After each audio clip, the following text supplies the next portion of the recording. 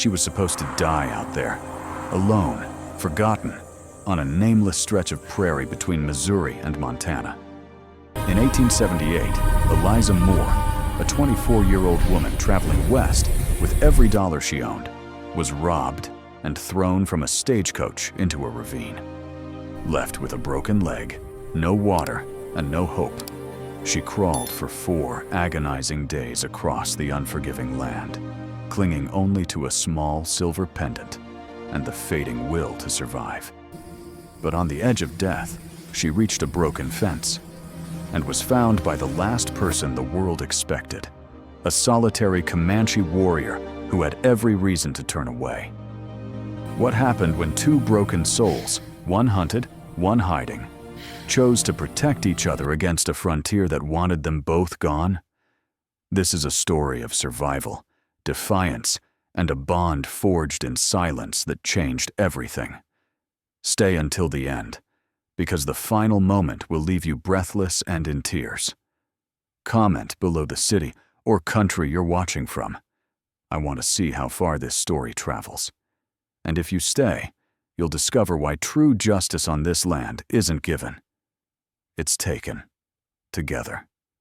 The year was 1878, and the prairie between Missouri and the Montana Territory stretched like an endless sea of dust and dead grass, broken only by jagged ravines and the occasional skeleton of a cottonwood. Eliza Moore, 24, sat rigid on the hard seat of the stagecoach, her carpetbag clutched tight between her knees. Every dollar she owned, $312, was sewn into the hem of her skirt. She was headed to Willow Creek to marry a rancher she'd never met, a man who'd promised a fresh start in exchange for a wife who could cook, clean, and keep the loneliness out of his house. It was a bargain, nothing more. Eliza had signed the papers without illusion. The driver, a whiskey-soaked man named Grimes, cracked his whip over the mules and cursed the heat. 2 other passengers rode with her, a drummer in a checked suit who talked too much about patent medicines, and a quiet, hard-eyed man who kept his hat low and his hand near the butt of his Colt. The 3rd man, lean and sun-blackened, sat opposite Eliza and never spoke at all. Night fell somewhere west of the North Platte. The stage lurched to a stop on a rise overlooking a dry wash. Grimes muttered something about resting the team. The drummer climbed down to stretch his legs. Eliza stayed inside, uneasy. The quiet man stepped out last, and when he did, his eyes flicked to her skirt. Hem, as if he could see the weight of the coins through the cloth. She knew then. The lean man moved first, grabbed her arm, yanked her toward the door. Grimes laughed, thick with liquor. "Easy now, miss. Just a little toll for the road." The drummer turned away, pretending not to see. Eliza fought, nails raking the lean man's cheek, but the hard-eyed one clamped a hand over her mouth and dragged her into the darkness. They took the money first, ripped the hem open, coins spilling like dull rain onto the dirt. Then they shoved her backward over the edge of the wash. She fell hard, shoulder striking rock, leg twisting beneath her with a wet snap. Pain exploded white-hot. The stagecoach rolled away, lanterns swinging, voices fading into the night wind. When she came to, dawn bled gray across the sky. Her right leg was broken below the knee, bone grinding with every breath. Blood crusted her temple. The carpetbag was gone. All that remained was the small silver pendant her mother had pressed into her hand the day she left St. Louis, a simple locket with a curl of hair inside. Eliza dragged herself to the edge of the wash and looked out. Nothing. No road, no smoke, no sign of human life. Only the vast, indifferent prairie swallowed the horizon. She began to crawl.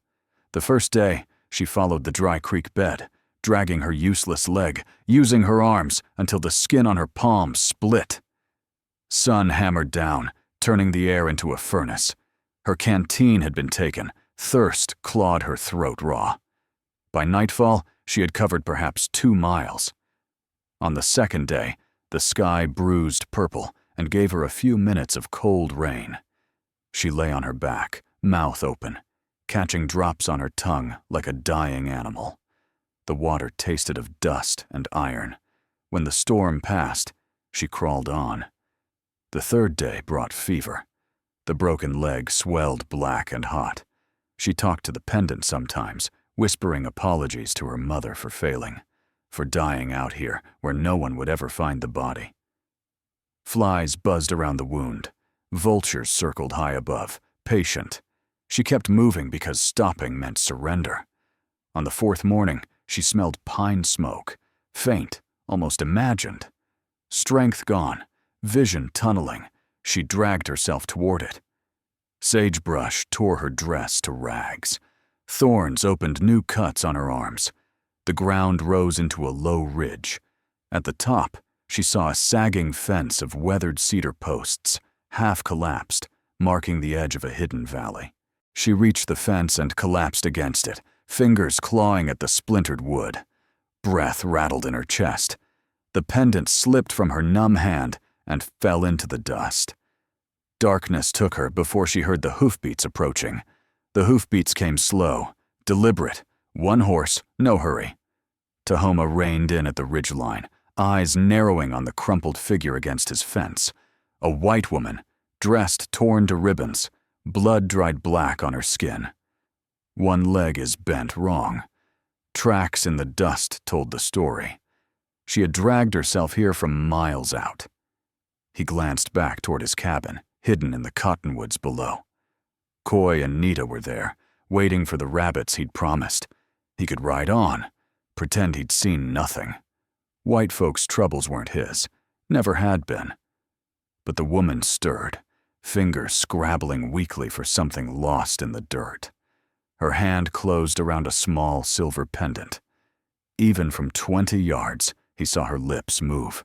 No sound, just a plea to whatever god still listened. Tahoma swung down. His moccasins made no noise on the dry grass. He crouched, rifle across his knees, studying her face. Sunburned, split lips, eyes fever bright. She sensed him, tried to push up on an elbow, failed. "Are they coming for me?" The words scraped out, barely English. He knew that question. Had asked it himself years ago, running from cavalry after the Washita. The fear in her voice was the same. Tahoma made his choice. He slid one arm under her shoulders, the other beneath her knees, lifted her as if she weighed nothing. She weighed less than nothing, bones and desperation. She didn't fight, just went limp against his chest, pendant clutched tight. The ride down to the cabin took 10 minutes. Coy met him at the door, eyes wide. The boy took one look at the woman and stepped aside without a word. Nita hovered behind him, thumb in mouth, staring. Tahoma laid Eliza on the spare pallet near the hearth. The cabin was small, log walls, dirt floor, one window. Smelled of pine smoke and dried sage. He cut away the ruined boot, set the broken leg as best he could with splints of willow and rawhide strips. She passed out again when the bone shifted. Days blurred into fever and half-waking. He brewed willow bark tea and forced it between her cracked lips. Coy fetched water from the spring. Nita sat silent in the corner, watching the stranger like a wary colt. When the fever finally broke, Eliza opened her eyes to low firelight and the smell of rabbit stew. Tahoma sat across the room, sharpening a knife, the blade flashing steadily in his hands. He didn't look up. "You're on my land," he said, in English rough from disuse. "Comanche land, though the whites don't honor that anymore." She tried to sit. Pain shot through her leg. She bit down on a groan. "I'm Eliza Moore." Her voice sounded foreign in her own ears. "They took everything. Left me to die." He nodded once, as if that needed no explanation. Outside, rumors were already moving faster than horses. A ranch hand from the Bar Cross spread the word in Fort Benton. An Injun up on the ridge had a white woman in his cabin. By the third night, men gathered at the saloon, whiskey loosening tongues. Some talked about rescue, most talked about trouble. Deputy Harlan Hayes listened quietly, fingers drumming the badge on his chest. Back in the cabin, Eliza healed slowly. The leg mended crooked but held weight after 2 weeks. She helped where she could, stirred stew, mended shirts with awkward stitches. Coy showed her how to twist yucca fiber into a cord. Nita brought her wildflowers, laid them beside the pallet without speaking. Tahoma watched it all, face unreadable. Every supply run to the trading post came back empty now. Salt, coffee, ammunition, suddenly unavailable to him. Riders passed close to the ridge, slow, letting him see their rifles. One evening, he returned empty-handed, jaw tight. Coy met him at the door. "They turned you away again?" Tahoma only nodded. Eliza stood in the doorway, leaning on a crutch he'd carved. "This is because of me," he met her eyes. "Was my choice." But the cost was climbing. The frontier never forgave a Comanche for sheltering a white woman, and the whispers were turning into threats that rode closer every day. The threats didn't come with raised voices at first. They came quietly, like a change in the wind. One morning, Tahoma rode down to the creek for winter meat and found fresh hoof prints cutting across his usual hunting ground. Bar Cross riders, bold now, had driven a small herd of antelope straight off the ridge. No shots fired, just a message. This land isn't yours to feed from anymore. Eliza saw the empty saddle packs when he returned. She said nothing, but that night, she wrapped her few belongings in a blanket, ready to leave at dawn. Coy caught her, tying the bundle. "You're going?" the boy asked, voice flat. "I bring trouble." He looked at her for a long moment, then walked away. An hour later, Nita slipped into the loft where Eliza slept and left a small carved horse on the blanket, her favorite toy.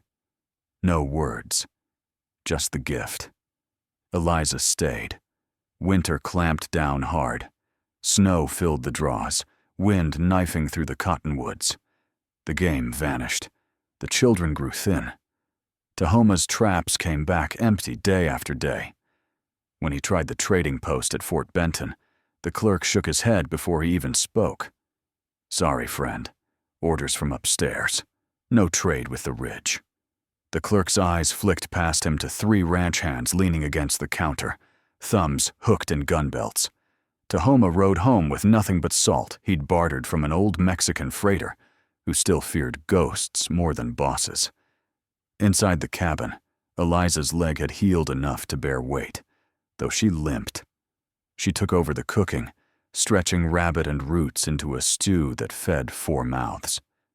She taught Coy his English letters by scratching them in the dirt floor. Nita began following her everywhere, a silent shadow. One evening, Tahoma came in with frost on his mustache and a name on his tongue. "Harlan Hayes." Eliza froze, spoon halfway to her mouth. "That's him." The deputy sat across from me on the stage.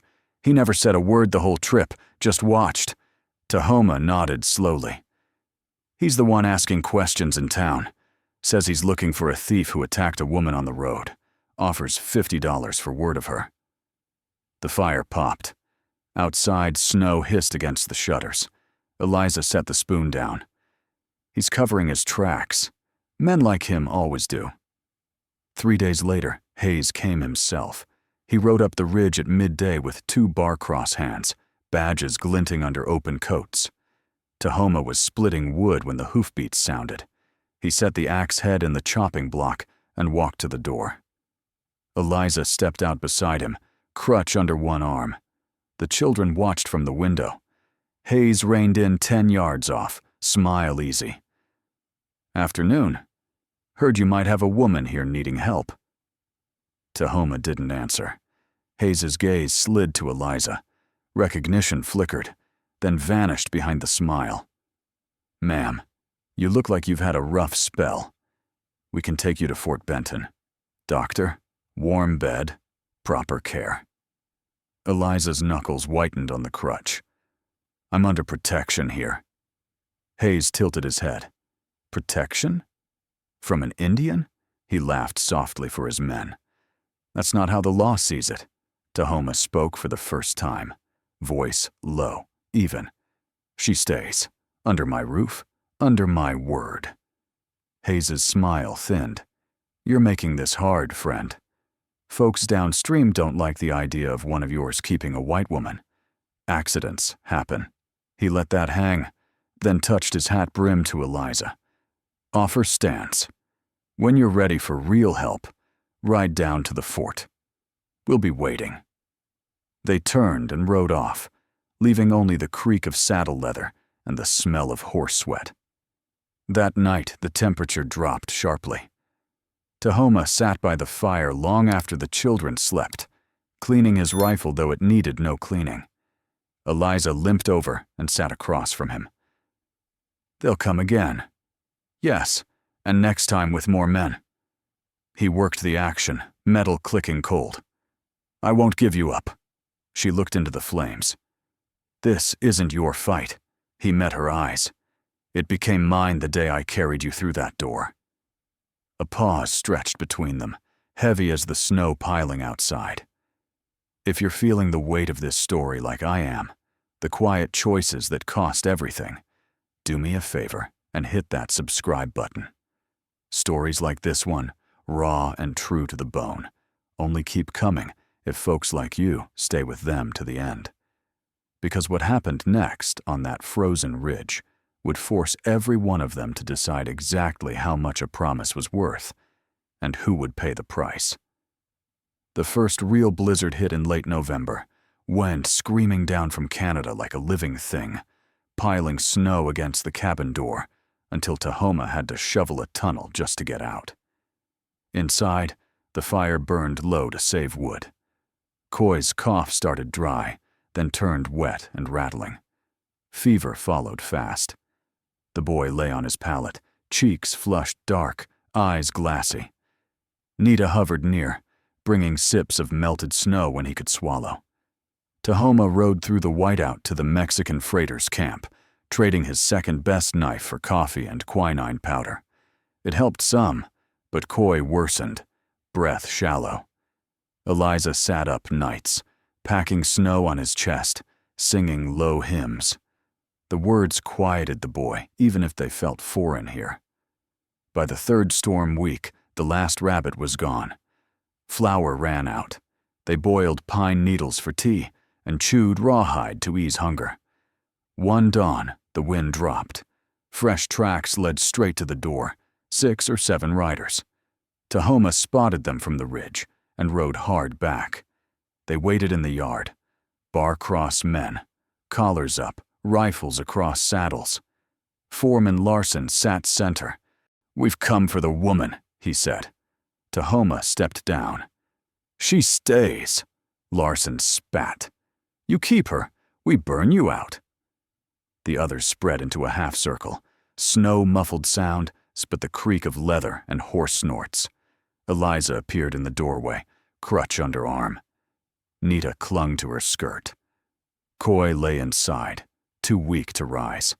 A young rider lifted a lit torch, flame hissing. Tahoma looked at the children he'd raised, at the woman who'd crawled to his fence. Then he unbuckled his gun belt and let it drop. Take me instead, he said. Leave them. Larson blinked. Eliza stepped forward. No. Tahoma didn't turn. It ends now. She limped between him and the riders. I'll go, she said. But you burn nothing. Touch nothing. Larson laughed. You give orders. You're cowards, she said steadily. 7 men scaring children. Tell Hayes his lie failed. The torch wavered. Some hands shifted uneasily. Larson raised his hand. The circle tightened. Tahoma picked up the splitting maul. Slow. Coy stood in the doorway now, blanket around shoulders, eyes huge. Everything balanced on the next moment. The riders had numbers, guns, and the valley's law. Tahoma had a cabin, sick children, and a woman who'd survived hell. Snow fell thick, erasing tracks. For the first time, Tahoma wondered if saving her had doomed them all. The breaking point had come, and someone would shatter.